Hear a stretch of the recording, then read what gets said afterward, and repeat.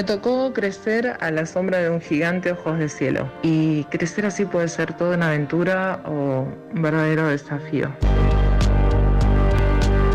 Me tocó crecer en una casa con una brecha generacional muy grande, con dos papás ultra laburadores, pero que por ser de la vieja escuela y por ser gente de campo, como eran mis viejos, lograron transmitir en la Gonzalita chica, la oveja negra de la familia, muchísimos valores que hoy me doy cuenta que hacen a mi persona y que son estructurales en mi forma de ser. Yo sé que muchos conocieron a Don González. Cuando yo leo Don González y Lina, Don Gonzalito y Lina, ese personaje que ustedes están evocando en su memoria infantil, para mí, yo le decía, es el amo de los calabozos. Era una niña fanática de Calabozos y Dragones y veía a un papá dirigirse hacia mí siempre, entre aserrines y detrás de un escobillón tamaño avión. Ese papá venía con sus 20 o 30 llaves a cargo, en las cuales había partidas, había cajas y cajas de leche, había cajas y cajas de flanes, y mi picardía de niña era, pero yo quiero comer, llevemos. Y mi papá, me acuerdo que era muy estoico en eso y muy honesto. No, estar a cargo de algo no significa que voy a meter mano. Justamente me pusieron a cargo de eso para cuidar.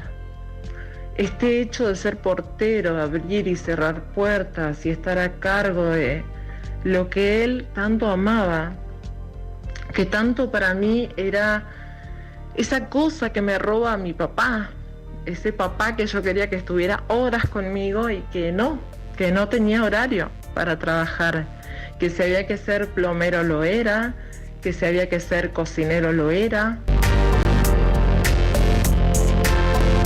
Yo he visto a mi papá lijar, he visto a mi papá pintar paredes, he visto a mi papá meterse en la cloaca y terminar lleno de cosas nauseabundas porque no era así.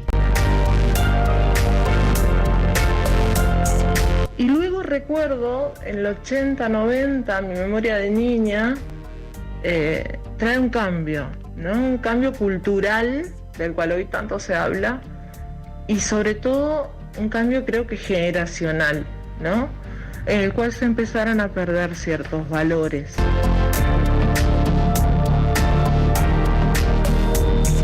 Entonces hoy mi trabajo o mi deseo es compartirles, más allá de al Don González que ustedes conocieron, quizá les suceda como a mí y una rama tan frondosa pueda empezar a taparnos el bosque. Entonces ese bosque, esa esencia de mi padre, que como dije antes, como buen hijo de asturiano, parecía recio, parecía mañoso. Irónicamente hay gente que lo recuerda de dicharachero. Yo no tuve ese placer, salvo cuando mi viejo estaba distendido.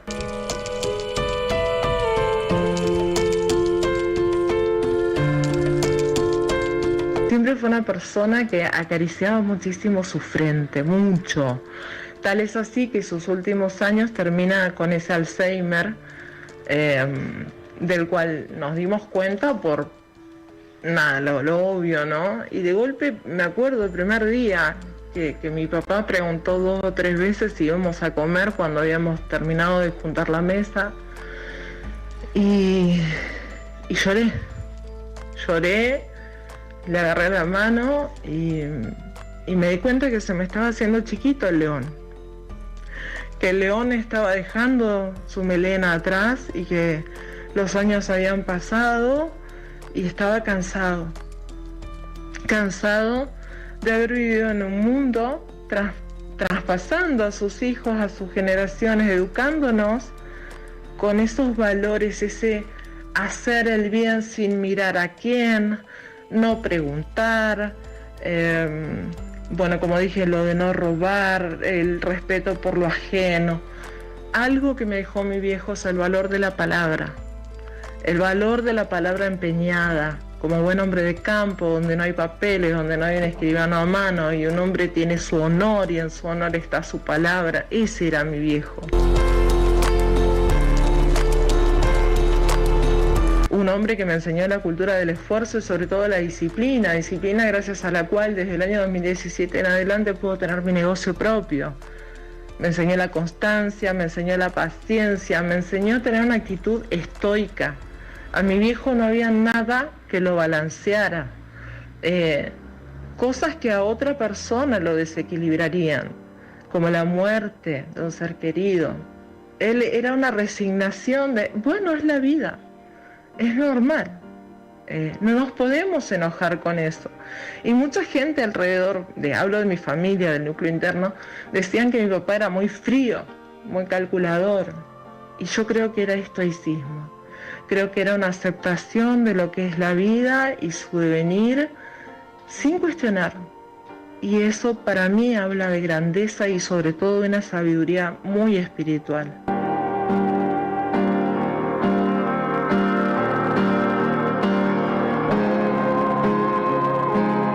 Como dije, mi viejo era un personaje. Mi hijo no tenía horario. Entonces salir de la escuela era... ¿Qué hacía? Me iba a mi casa a ver tele sola o me quedaba atrás de mamá fregando ollas, lavando tazas y pavas y jarras. Y cuando recuerdo mi infancia, la escuela 61 la recuerdo desde los aromas. El aroma de la caja de tizas recién abierta, el aroma de la bolsa de té cuando salíamos a tirarla al patio y venían montones de palomas.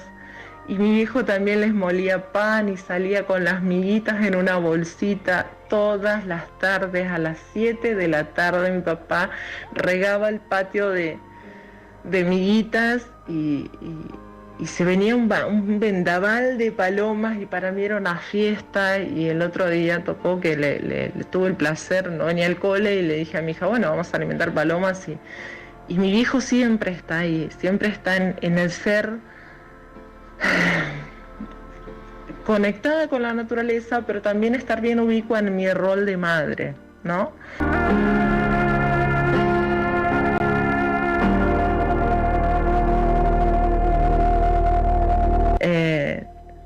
De mi viejo, el colador con cascarilla, las manos de mi mamá, las caricias de mi mamá olían a lavandina, gente. Antes no había que alcohol para los vidrios y que rejillas para esto. Yo recuerdo ver a mi mamá llorando porque no le cuidaban los gajitos de las plantas. Esa era Lina. Era una persona celosa de la escuela. Era una persona con carácter, aunque muchos creían que no. Y abrazar a ese hombre que subyace detrás de don González, a Héctor, y abrazar a Jorgelina detrás de Lina, que yo entiendo, pero mucho tiempo me dolió en mi identificación como mujer, este rol sumiso, de la mujer sumisa a la sombra de, ¿no? Y cuando muere mi mamá es cuando yo entiendo, porque veo cómo mi viejo empieza un derrotero en declive, que entendí que era de raíz anímica, que era mi papá. Fallece mi mamá el día jueves, el día sábado se cumplió un aniversario de sus 59 años de casados. Y era una vida juntos, una vida. Entonces, creo que esas cosas recién las voy entendiendo ahora. Creo que recién ahora voy encontrando al hombre debajo del héroe y que inevitablemente eso me hizo amarlo muchísimo, muchísimo, muchísimo más.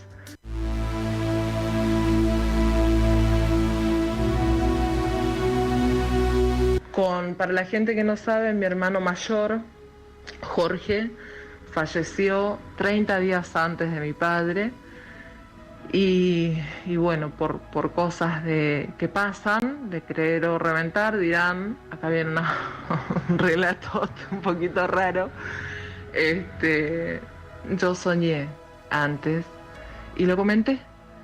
Entonces algo que me dejó muy tranquila, que 30 días antes exactamente Yo soñé que fue el día que falleció mi hermano, el 10 de enero del 2021, con mi hermano abrazando a mi papá en el cementerio. Y entendí que mi papá ya estaba en sus últimos días, que era momento de cerrar cuentas, de mimarlo mucho, de abrazarlo mucho. El último tiempo creo que muchas veces se perdía, a veces su enojo, como en toda persona que empieza a perder la memoria, se ponen como más irritables, más. Entonces era difícil, fue difícil yo soportarlo al gallego los últimos tiempos. Pero nada, debo todo lo que soy como persona por los pros y por lo que tengo que resolver que haya quedado en contra, ¿no? Creo que es tarea personal siempre de cada uno honrar a nuestros padres. Creo que en nuestros padres no hay defecto. Creo que lo que nos dan es lo correcto y lo que no nos dan también lo hemos elegido. ¿Por qué? Porque era la forma en que amorosamente nos iban a ayudar a desplegar alas y a alcanzar los objetivos ahora por nuestra cuenta. Y mi viejo me regaló eso. Mi viejo me hizo volar. Muchas gracias.